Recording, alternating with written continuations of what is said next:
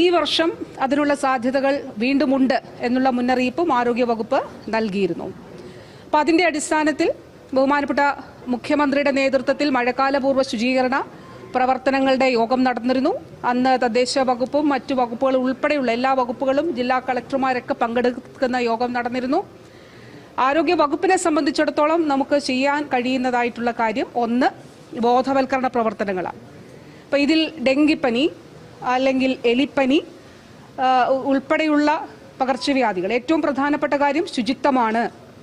വ്യക്തി ശുചിത്വം, അതോടൊപ്പം തന്നെ വീടുകളും പരിസരവും വൃത്തിയായി സൂക്ഷിക്കുക എന്നുള്ളത് വളരെ പ്രധാനപ്പെട്ട കാര്യമാണ്.